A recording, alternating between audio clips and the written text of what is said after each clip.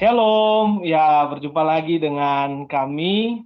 Saya sendiri Pak Aldi dan juga rekan Pak. Ada siapa ini Bu? Boleh disebutkan dulu namanya Bu? Oke, nama Ibu Ica. Ya.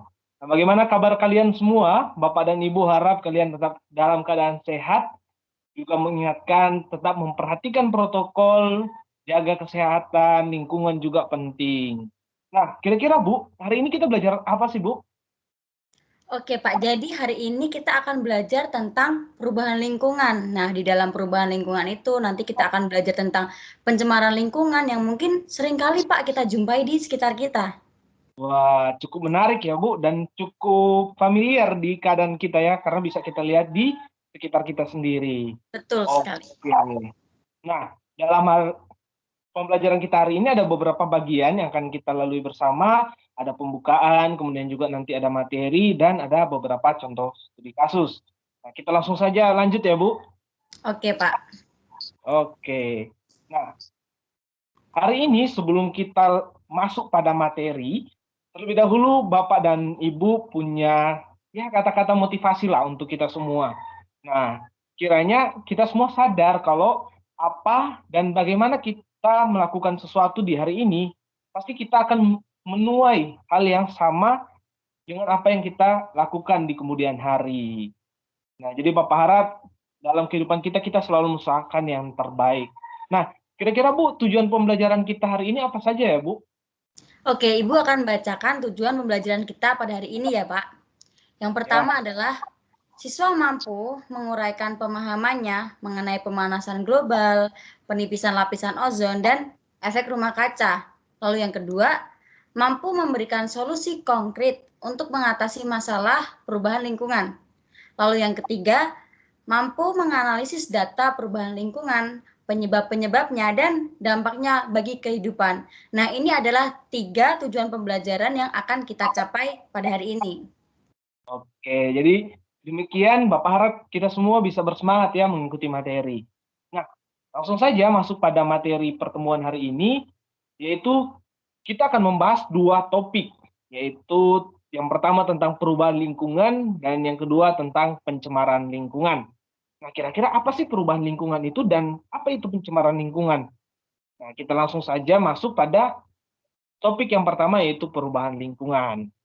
Nah, secara garis besar perubahan lingkungan itu dapat didefinisikan tentang terganggunya keseimbangan lingkungan sekitar gitu. Nah, biasanya perubahan lingkungan ini menjadi dipengaruhi oleh dua faktor, yaitu faktor manusia dan faktor alam. Nah, kita bahas dulu yang pertama, yaitu tentang faktor manusia. Biasanya hal ini terjadi karena adanya aktivitas manusia yang mempengaruhi keseimbangan alam. Kira-kira contoh yang paling sering terjadi apa ya, Bu?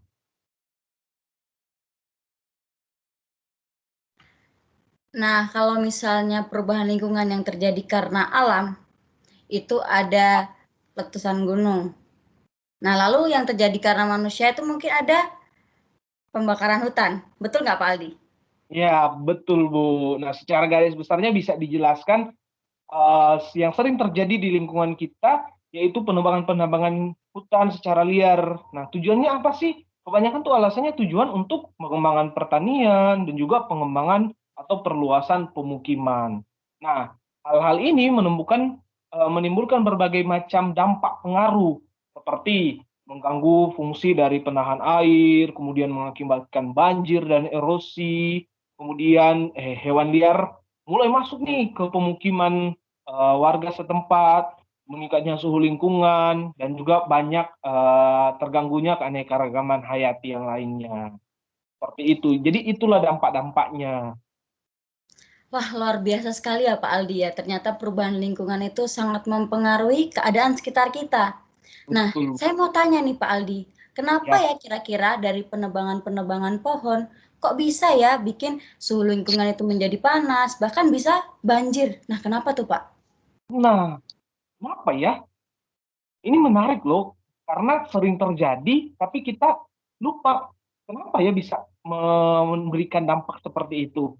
Nah, yang pertama nih kita bahas dulu lah, kenapa mengurangi fungsi menahan air. Kan kita tahu ya, kalau adanya pohon, nanti pohon itu akan meresap air-air yang ada, kemudian dia akan menyimpan, dan kemudian nanti akan dikeluarkan lagi di saat mulai dibutuhkan.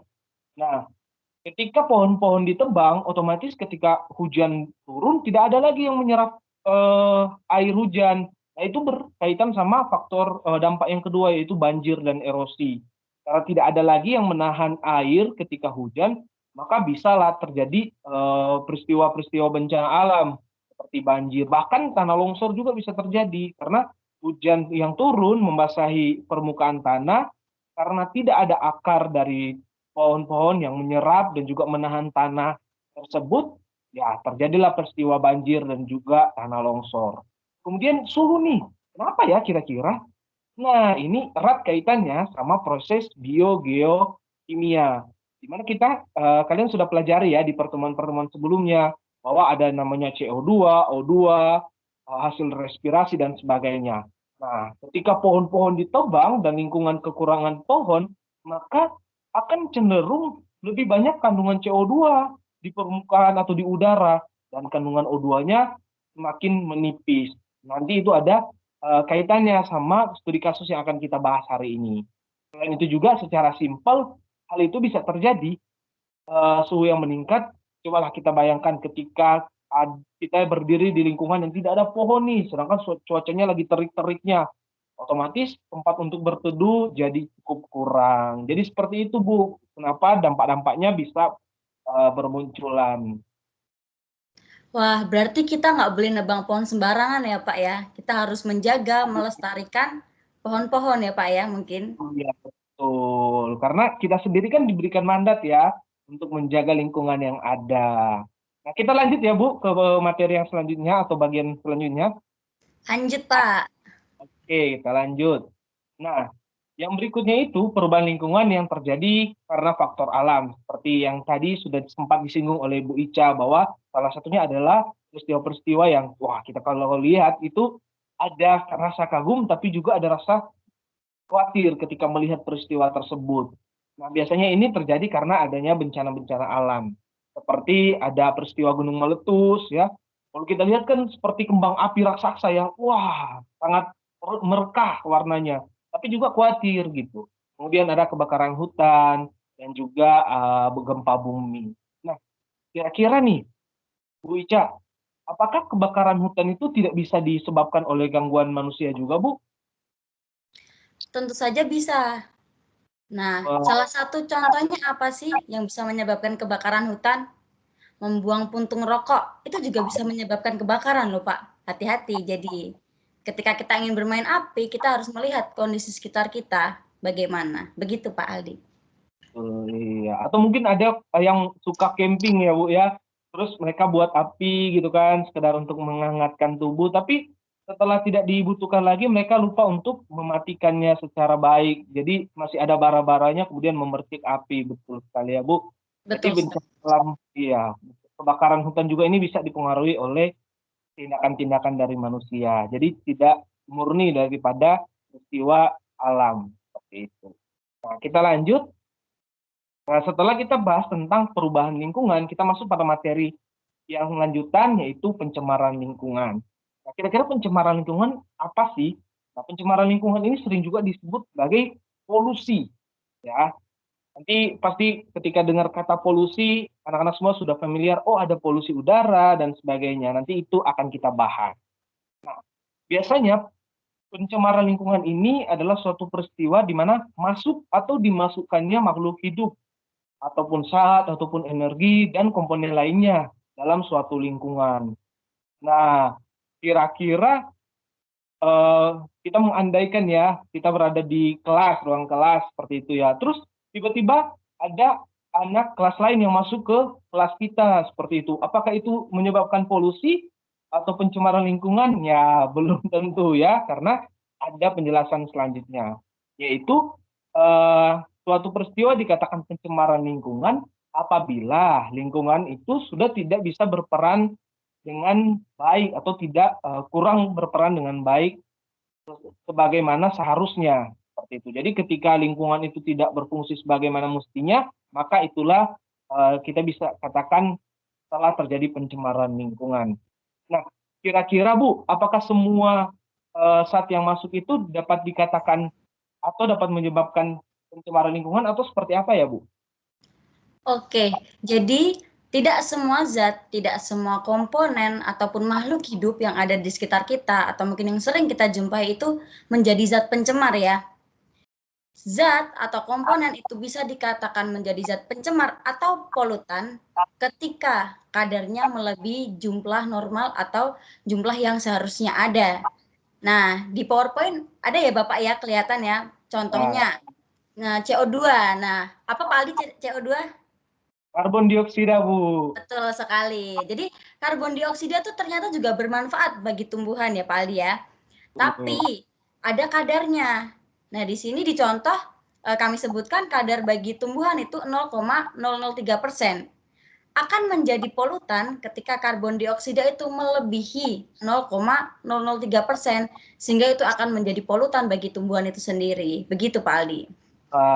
Jadi tidak semua ya zat ataupun makhluk hidup yang masuk kemudian menjadi atau menyebabkan pencemaran lingkungan. Jadi seperti itu juga teman kelas yang masuk kelas lain yang masuk ke kelas kalian, ya kalian tidak bisa menyebutkan bahwa dia menyebabkan pencemaran lingkungan. Mungkin itu adalah relasi atau interaksi saja.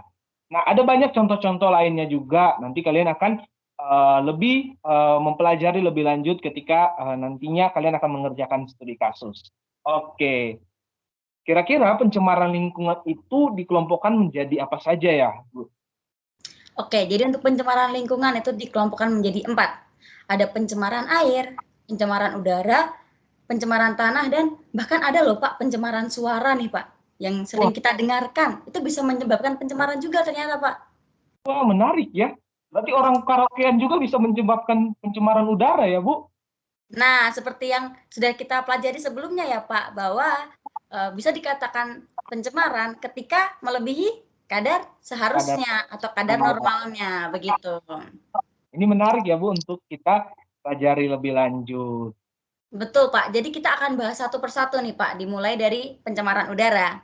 Nah, jadi udara itu dikatakan tercemar ketika dalam udara mengandung senyawa kimia, senyawa biologi, atau bahkan senyawa-senyawa lainnya yang mungkin asing bagi kita dengan jumlah yang banyak.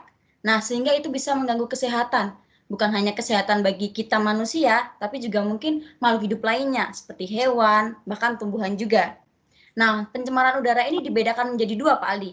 Yang Wah, pertama ada pencemaran udara primer, lalu yang kedua adalah pencemaran udara sekunder. Nah, untuk yang primer itu sendiri, pencemaran yang terjadi akibat zat yang dihasilkan dari sumber pencemaran udara itu sendiri. Apa sih contohnya kira-kira? Kebakaran hutan. Nah, kebakaran hutan itu dia akan mengakibatkan atau menimbulkan gas karbon monoksida. Nah, karbon monoksida inilah yang disebut dengan pencemaran udara primer karena itu dihasilkan dari sumber pencemaran udara itu sendiri, yaitu kebakaran hutan. Seperti itu untuk contoh yang pencemaran udara primer.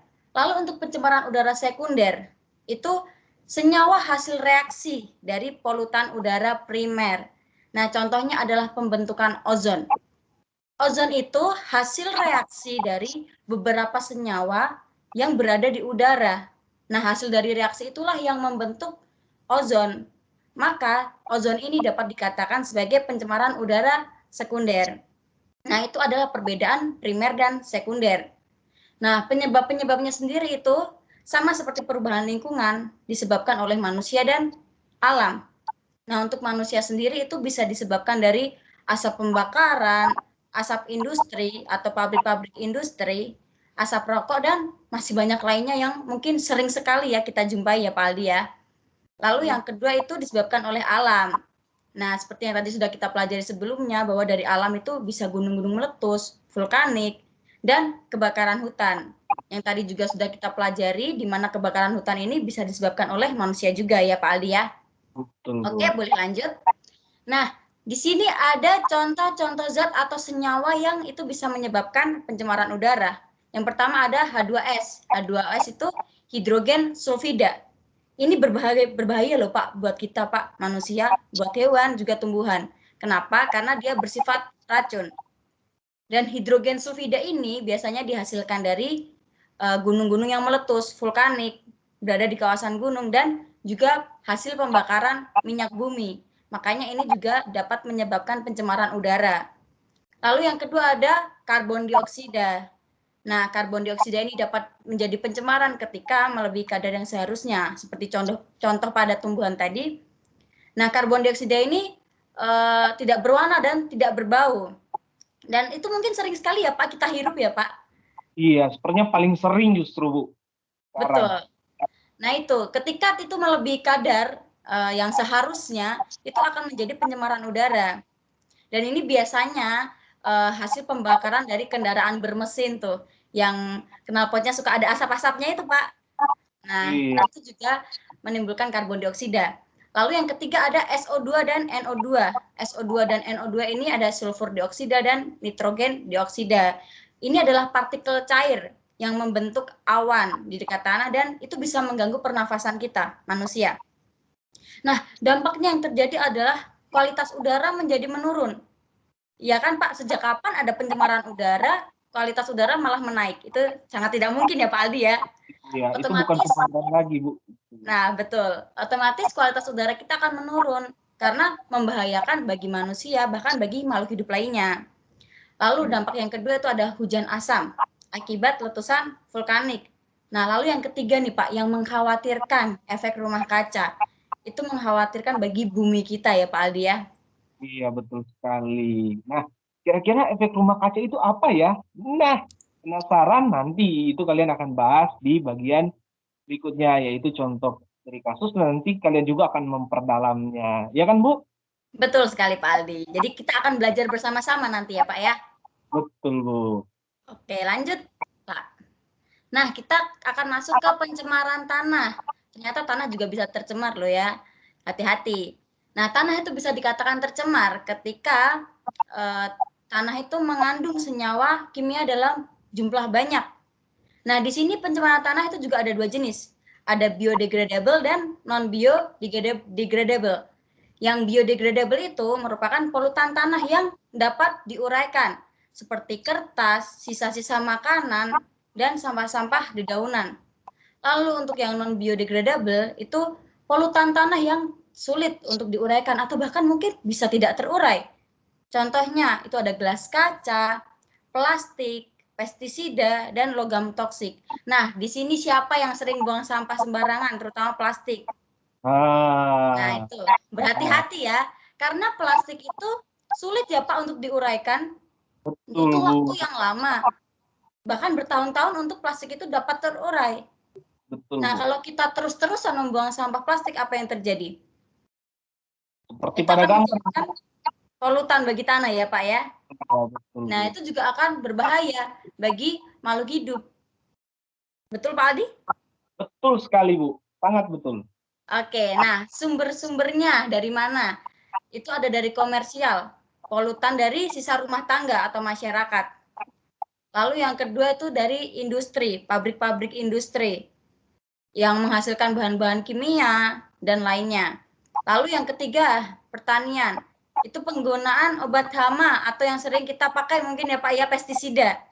Ya, Nah, betul, Bu. ketika kita menggunakannya secara berlebihan itu juga akan tidak baik bagi tanah. Begitu. Boleh next Pak Aldi? Oke. Nah, dampaknya apa sih ketika kita menggunakan pestisida secara berlebihan? Nah, itu adalah merusaknya kesuburan tanah. Loh, kok bisa ya Pak? Kenapa ya Pak? Kok tanahnya bisa jadi nggak subur? Nah, kenapa tidak jadi subur lagi? Karena kan kita tahu nih, tanah itu sudah punya kandungan-kandungan hara tertentu yang seharusnya itu cukup dibutuhkan untuk tumbuh-tumbuhan ataupun makhluk organisme yang ada di sekitar tanah tersebut. Tapi ketika kita menggunakan pestisida yang terlalu berlebihan, itu nanti akan menciptakan reaksi-reaksi kimia yang justru merugikan bagi tumbuhan itu atau menghasilkan suatu senyawa yang tidak dibutuhkan bagi tumbuhan itu untuk proses pertumbuhan. Oleh karena itu, hilanglah kesuburan dari tanah karena menurunnya unsur-unsur hara yang dibutuhkan dan meningkatnya unsur-unsur kimia yang tidak dibutuhkan oleh tumbuhan. Mungkin seperti itu, Bu. Betul sekali ya Pak Aldi ya. Jadi ketika tanah itu tidak lagi subur, maka apa yang terjadi? Nah, ketika kita akan menanam tumbuhan, mungkin kita pengen ya Pak ya, tanam tumbuhan buah atau tanaman obat ya kali Pak ya. Itu akan membuat kualitas dari tanaman itu sendiri menurun. Seperti yang tadi sudah dijelaskan oleh Pak Aldi ya, itu akan menyebabkan dampak-dampak lain bagi makhluk hidup di sekitarnya. Begitu. Oke, kita lanjut. Nah, lalu yang ketiga, pencemaran suara. Ini mungkin dulu kita belajarnya udara, pencemaran udara, air, tanah. Tapi ternyata ada juga loh pencemaran suara. Nah, pencemaran yang seperti apa sih? Nah, kita akan belajar. Jadi pencemaran suara ini munculnya bunyi-bunyi yang mengganggu ketentraman atau mengganggu makhluk hidup di sekitarnya. Nah, suara itu bisa dikatakan tidak mencemari ketika rata-rata frekuensi suaranya itu hanya berkisar 20 hingga 20.000 Hz. Dan frekuensi kebisingan suaranya itu hanya mencapai 85 desibel. Nah, kira-kira apa yang terjadi kalau misalnya suara itu melebihi dari jumlah yang seharusnya? Itu pasti akan mengganggu pendengaran kita. Ya kan? Ketika kita ingin tidur nih, terus di sebelah kita ada orang lagi main musik tapi pakai speaker yang volumenya digedein. Nah, kira-kira Pak Aldi bisa tidur nggak, Pak? Wah, sangat tidak bisa tidur, Bu. Kalau sudah sampai bung, gupung, gupung, gupung. Wah, sudah tidak bisa, Bu. Betul ya, Pak ya. Jadi tidak hanya Pak Aldi, mungkin Ibu juga akan sebel kali gitu ya, Pak ya, kalau dengar suara yang terlalu keras. Nah, itulah pencemaran suara. Dan itu sering kali terjadi dengan kita ya, baik di luar rumah atau mungkin di rumah juga kita sering mendengarnya. Nah, biasanya sumber-sumber polutan atau pencemaran suara ini itu bisa dari suara mesin kendaraan, sirine, dan suara alat musik. Yang mungkin suka main alat musik bisa menggunakan volume yang normal ya atau yang seharusnya biar tidak mengganggu mungkin keluarga atau mungkin orang di sekitar kita. Nah, dampaknya seperti tadi Pak Aldi jadi susah tidur. Itu karena mengganggu pendengaran ya Pak ya. Nah, ketika susah tidur, maka waktu tidur kita menjadi berkurang dan itu akan menurunkan efektivitas kita dalam beristirahat. Dan parahnya mungkin itu bisa menyebabkan mual-mual loh, Pak. Oh iya, Bu. Jadi bahaya ya untuk pencemaran suara ini sendiri. Jadi tidak bisa kita anggap remeh. Jadi berhati-hatilah. Oke? Lanjut, Pak Aldi. Oh, apalagi peristiwa, Bu, kalau lagi mau ujian, Bu. Terus Wah, tiba-tiba itu tetangga disco, wah, suara musik. bahaya ya, Pak ya. Iya, sangat Kita terganggu ya butuh untuk belajar. konsentrasi ketika mau ujian. Oke, Betul cukup benar sekali. ya, Bu, untuk polusi ini ya. Kita lanjut ya. Oke, kita lanjut, Pak.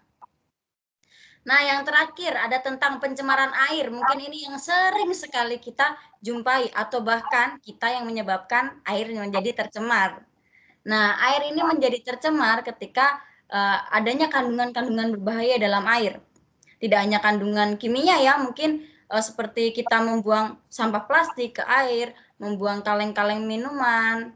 Nah, mungkin Pak, kita kan sering nih Pak, wah ingin ke pantai nih, ingin ke laut, berenang tapi kita bawa makanan nih Pak. Nah, terus lupa sampahnya kita buang. Kita malah buangnya ke air. Atau mungkin kita berpikir buang ke pasir aja kali ya. Padahal itu juga bisa terbawa oleh air.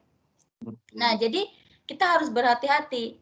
Ketika kita bermain, kita harus melihat nih, apa yang kita bawa dan sampah apa yang kita bawa. Kita harus membuang sampah itu pada tempatnya. Tapi air di sini tidak hanya untuk air yang besar ya seperti pantai, laut, tapi juga air-air yang mungkin ada di sekitar kita seperti selokan, sungai-sungai kecil, itu juga bisa tercemar dan itu malah sangat mempengaruhi kehidupan kita nih Pak. Nah, nanti seperti apa sih contohnya kita akan lihat nanti ya. Nah, di sini pencemaran air ini sumbernya ada 3. Yang pertama limbah industri, pembuangan limbah hasil industri tekstil ke dalam air atau sungai. Dan biasanya limbah ini mengandung logam-logam sisa seperti raksa, timbal, kadmium, dan mungkin logam-logam lainnya yang asing bagi kita. Lalu yang kedua, sampah domestik. Ini yang sudah Ibu jelaskan tadi, yang sering kita bawa dan kita buang ke air. Ada deterjen, kaleng-kalengan, minyak wangi, dan sebagainya. Itu juga bisa mencemari air. Lalu yang ketiga, sumbernya dari pertanian, penggunaan obat pembasmi hama. Lagi-lagi pestisida nih, Pak. Iya, Itu betul. juga selain mencemari tanah, itu juga bisa mencemari air juga tentunya. Oke, kita lanjut, Pak. Lanjut ya. Iya. Nah, ini adalah dampak-dampak yang terjadi ketika air itu tercemar. Yang pertama, menurunkan makhluk hidup di lingkungan perairan akibat berkurangnya kandungan O2 dalam air. Kok bisa ya makhluk hidup menjadi menurun atau berkurang mungkin populasinya di air? Karena makhluk hidup itu juga kan membutuhkan ya zat-zat yang ada gitu, sehingga mereka bisa hidup dalam air. Tapi perlu diketahui, mungkin Bapak kali ya, Bapak pernah mendengar berita mengenai ada ikan paus yang mati karena dalam tubuhnya penuh dengan sampah. Iya, pernah Bu. Bahkan sering fotonya dilihat Bu. Betul. Itu juga dampak ya Pak ya dari kita yang sering mencemari air, atau mungkin air itu menjadi tercemar karena kelakuan atau tingkah kita yang mungkin tidak kita sadari Pak.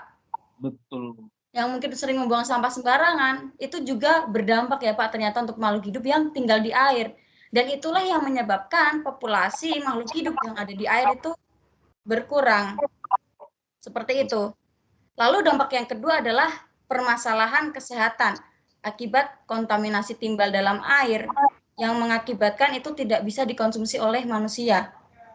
Lalu yang ketiga itu ada pemekatan hewan air akibat adanya pengendapan logam dan senyawa-senyawa kimia dalam tubuh hewan seperti ikan, dan mungkin ada dampak-dampak lainnya yang tidak kita ketahui, Pak. Wah, jadi cukup banyak ya Bu dampak-dampaknya ya Bu. Betul. Oke, kita lanjut ya. Nah, kita masuk pada bagian yang sudah dijanjikan tadi ya Bu, kita akan membahas beberapa contoh kasus, yaitu ada pemanasan global, efek rumah kaca, dan juga ada penipisan ozon. Nah, kali ini Bapak dan Ibu hanya menjelaskan secara garis besar, karena kalian akan melakukan aktivitas untuk studi kasus lanjutan terhadap contoh permasalahan-permasalahan yang ada gitu. Nanti kalian bisa mengakses soal dan juga beberapa studi kasus yang nanti akan dikirimkan juga melalui Google Meet ya Bu.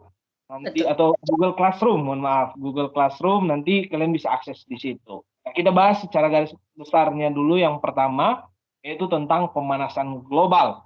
Nah, pemanasan global ini adalah suatu peristiwa di mana meningkatnya suhu bumi setiap tahunnya gitu. Jadi kita bisa bayangkan ya, setiap tahun itu ternyata suhu bumi itu mengalami peningkatan. Nah, ini ada kaitannya dengan contoh kasus yang lain, yaitu tentang peristiwa efek rumah kaca, penipisan ozon, itu ada kaitannya. Nah, bagaimana kaitannya kalian akan mempelajari lebih dalam aktivitas nanti. Nah, kira-kira Bu Ica, penyebabnya itu apa saja ya Bu? Oke, untuk penyebabnya mungkin tadi Bapak sudah singgung-singgung nggak ya Pak ya, Oh tentang iya. bahwa pemanasan global ini bisa terjadi akibat efek rumah kaca juga. Lalu yang kedua, penambahan gas hasil pembakaran sampah, pabrik, dan mesin. Nah, ketika ada hasil pembakaran sampah, itu kan menyebabkan efek rumah kaca nih Pak. Lalu dari efek rumah kaca inilah yang akan menjadi pemanasan global. Maka ini bisa disebut sebagai dampak yang beruntun begitu Pak. Iya. Ketika banyaknya hasil pembakaran sampah, banyaknya hasil pembakaran pabrik industri, itu akan menyebabkan efek rumah kaca. Nah, ketika adanya efek rumah kaca ini, maka akan ada peningkatan atau pemanasan global yang terjadi, dan inilah yang mengkhawatirkan Pak bagi bumi kita. Iya. Nah, lalu yang ketiga itu adanya berkurangnya pepohonan sebagai pengubah CO2 menjadi O2 yang tadi sudah kita pelajari ya Pak, bahwa ternyata pepohonan itu penting juga untuk kita makhluk hidup begitu. Oke, nah dampaknya itu ada beberapa termasuk dalam perubahan temperatur yang sudah disinggung tadi, yaitu semakin lama semakin panas. kemudian juga ada peningkatan debit air. Nah, kira-kira kenapa? Nah, ini karena adanya pemanasan global, otomatis eh, lokasi yang kita tahu penuh dengan es, kutub utara dan selatan itu mengalami pencairan es-esnya, sehingga debit air semakin lama semakin meningkat. Kemudian juga ada kondisi kemarau yang lebih panjang. Nah, ini yang disebabkan juga karena pemanasan global dan berkaitan juga dengan efek-efek lainnya, seperti itu. Lanjut, Bu. Lanjut. Lanjut.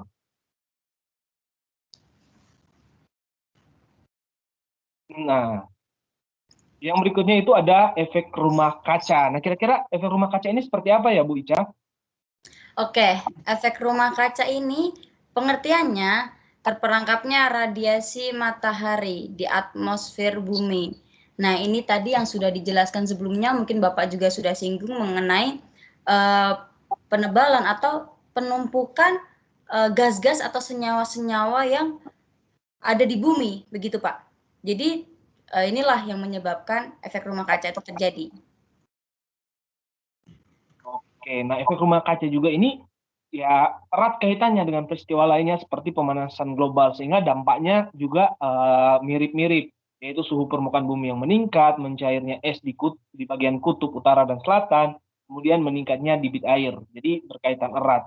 Nah, secara garis besar di gambar kalian bisa lihat ya, ketika banyak nih polusi-polusi udara, hasil pembakaran yang dilakukan oleh aktivitas manusia, kemudian itu dia naik dan menumpuk, dan akhirnya itu cahaya matahari atau panas matahari yang masuk itu tidak bisa keluar dan akhirnya tertahan di bagian dalam atmosfer. Nah, seperti apa lanjutannya itu kalian akan lebih perdalam dalam aktivitas.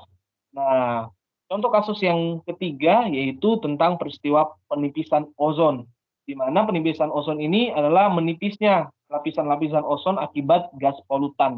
Nah, biasanya ini diakibatkan oleh peristiwa-peristiwa terakumulasinya gas yang mengandung klor dan brom di atmosfer, di mana ini terjadi karena pecahnya ikatan-ikatan O3. O3 ini adalah simbol kimia untuk ozon. Nah, karena kita tahu di bagian seperti pada gambar ya, kita ibaratkan yang biru itu adalah lapisan ozon, itu adalah O3 yang saling berikatan satu sama lain. Kemudian ketika kita banyak memproduksi polutan-polutan udara, CO2 dan sebagainya, itu naik ke mendekati lapisan ozon, kemudian dia memecah ikatan-ikatan yang ada. Nah, ini kalian sudah pelajari di pertemuan-pertemuan sebelumnya ya tentang geokimia. Jadi Bapak harap dan Ibu juga harap bisa lebih mudah untuk dipahami. Nah, kira-kira dampaknya apa saja, Bu? Nah, untuk dampak dari penipisan ozon, ini ada pertama, meningkatnya sinar UV yang masuk ke bumi. Dan ini jugalah yang menyebabkan suhu itu menjadi semakin panas dan semakin berbahaya bagi kita. Karena sinar UV itu juga ada bermacam-macam ya Pak ya. Ada yang baik bagi kita dan tidak baik bagi kita. Sehingga kita harus tahu membedakannya dan itu juga nanti yang akan kita pelajari. Nah, lalu dampak yang kedua itu ada peningkatan suhu permukaan bumi. Ini saling berkaitan ya Pak, ketika meningkatnya sinar UV yang masuk ke bumi, maka suhu di permukaan bumi juga akan ikut meningkat. Begitu Pak Aldi. Oke. Nah, demikian materi pembelajaran kita dari video ini. Kalian akan melakukan aktivitas. Aktivitasnya seperti apa? Yaitu kalian akan mengerjakan beberapa studi kasus.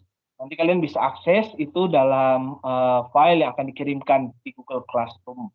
Nah, kemudian kita akan lanjutkan dengan diskusi tanya jawab. Jadi, Bapak harap kalian bisa mengerjakan tugas yang diberikan, dan juga nanti kalau masih ada yang membingungkan, kalian bisa tanyakan saja saat pertemuan kita secara sinkronus di Google Classroom.